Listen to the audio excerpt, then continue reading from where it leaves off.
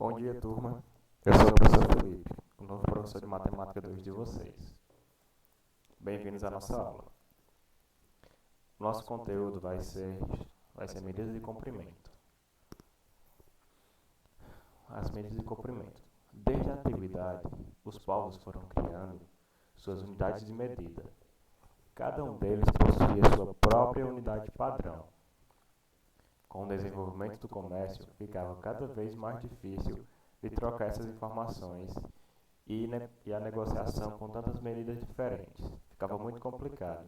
Então, para isso, era necessário que se adotasse um padrão de medida único para cada grandeza. Foi assim que, em 1791, época da Revolução Francesa, um grupo de representantes de vários países reuniu-se para discutir a adoção de um sistema único de medidas. Surgia o sistema métrico decimal. Grandezas de comprimento. Há um objeto físico retilíneo, como um pedaço de arame ou uma representação desse objeto, que é o desenho dele, que a gente tem abaixo, essa linhazinha. Vamos imaginar que ela seja um pedaço de arame. Ou ao conceito abstrato matemático de segmento de reta, associamos uma grandeza, que é o comprimento. E ele pode ser medido, essa grandeza. Ou seja, a gente tem um pedaço de arame, vamos imaginar que a gente pegou ele e deixou ele todo esticadinho. Igual temos na figurinha aqui abaixo, um pedaço de arame. Esse pedaço de arame ele pode ser considerado um segmento de reta. Vocês lembram o que é o segmento de reta? É um pedaço de uma reta, né? Onde a gente sabe onde começa e onde termina. E ele é representado com um tracinho em cima, tipo assim, segmento de reta AB. Coloca esse tracinho em cima, indicando que é um segmento de reta. Medir uma grandeza é atribuir um número a essa grandeza. Esse número, seguido da unidade de medida escolhida, é a medida da grandeza. Acompanhe a seguinte situação. Adolfo escolheu o comprimento do palmo dele como a unidade de medida de comprimento. Ou seja, ele está usando a própria mão como unidade de medida de comprimento, né? Com isso, ele pode medir as coisas. Por exemplo, uma mesa que ele está. Ele consegue contar quantos palmos dá essa mesa. Astolfo comparou essa unidade de medida com o comprimento do tamanho do tampo da mesa de estudo. Dessa comparação surgiu o número 5, que é a medida de comprimento do tampo, tendo o palmo de Adolfo como a unidade de medida de comprimento. Ou seja, Adolfo estava na mesinha dele, pegou o palmo dele e saiu contando quantos palmos dava a mesinha. O total que ele conseguiu foi 5. Então, a mesinha de Astolfo vale 5 palmos.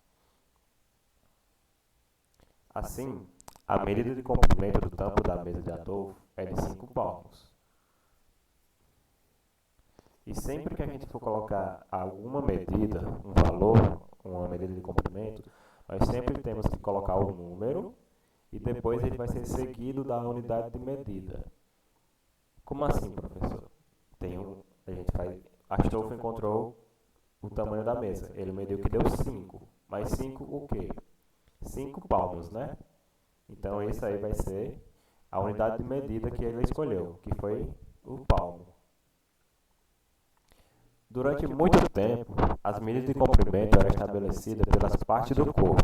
Por exemplo, Astolfo usou o palmo, né? Então, nós temos palmo, temos pé, temos polegadas, temos braças, temos jardas, entre outras coisas. Hoje, a gente utiliza mais o metro, o centímetro e o quilômetro, que é o que nós vamos ver na aula. Vamos fazer umas continhas com essas unidades aí. O metro, ele vai ser utilizado como a unidade de medida padrão. O centímetro, para medir pequenas distâncias, e o quilômetro, para medir grandes distâncias. Então, metro como unidade padrão, centímetros a gente vai usar para medir pequenas distâncias e o quilômetro para medir grandes distâncias. A palavra metro vem do grego metron e significa o que mede. No Brasil, o metro foi adotado oficialmente só em 1928. Aqui nós temos algumas unidades não padronizadas de medida, que são aquelas que não têm uma medida fixa. Como assim não tem uma medida fixa? Todo mundo é diferente, né? Cada pessoa tem o tamanho de uma mão, a mão mede tanto, e vamos imaginar que a minha mão do professor meça um certo tamanho. A mão de vocês, que são mais jovens, ela mede outro tamanho, porque vocês são menores, né? Então, por isso que elas não são padronizadas, porque cada pessoa tem um tamanho diferente, tanto da mão quanto do pé, o passo ou então até a polegada. Pronto. Aqui abaixo nós temos alguns exemplos dessas unidades de medidas não padronizadas. Entre elas nós temos a polegada. Você já ouviu falar, vamos supor que você já ouviu falar isso.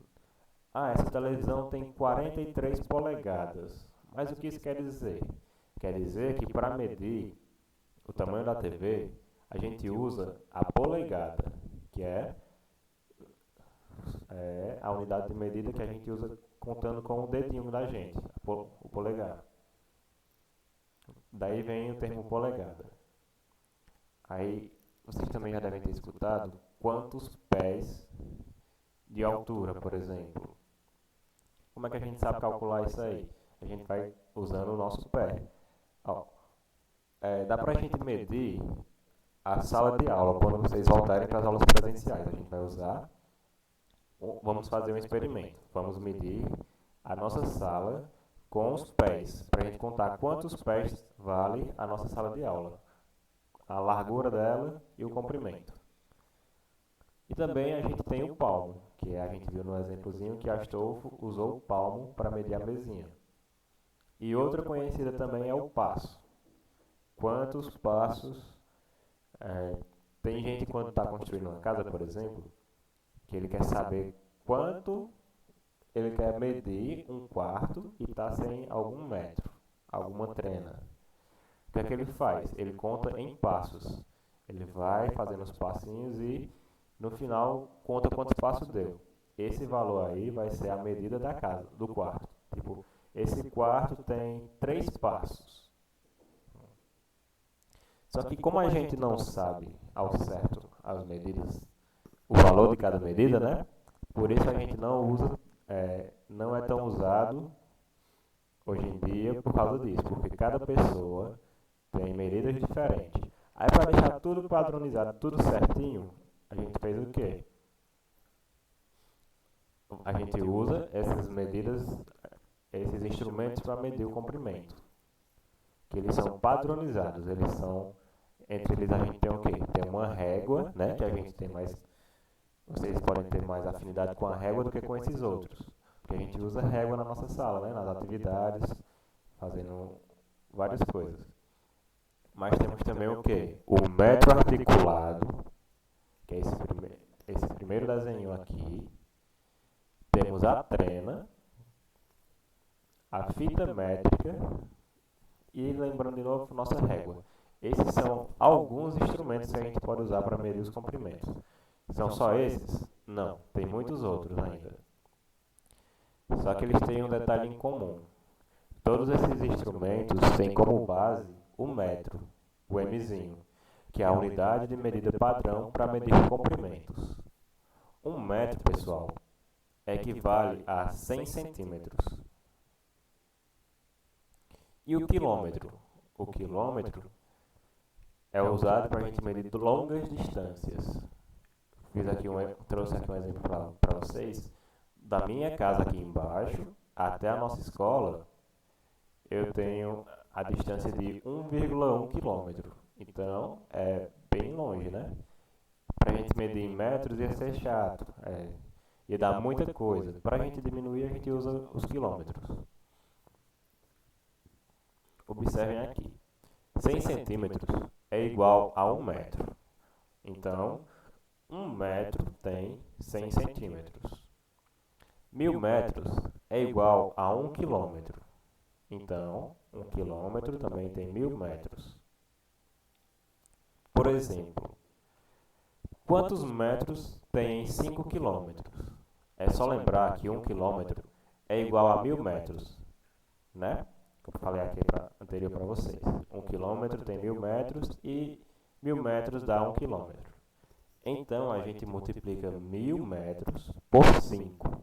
Por quê 1000 metros? Porque 1000 metros equivale a 1 quilômetro. Fazendo a nossa continha aqui, 1000 vezes 5 vai dar 5.000, porque 5 vezes 0 dá 0, vezes 0 de novo vai dar 0, vezes 0 dá 0, e 5 vezes 1 dá 5. Então, 1000 vezes 5 é igual a 5.000 metros. Então,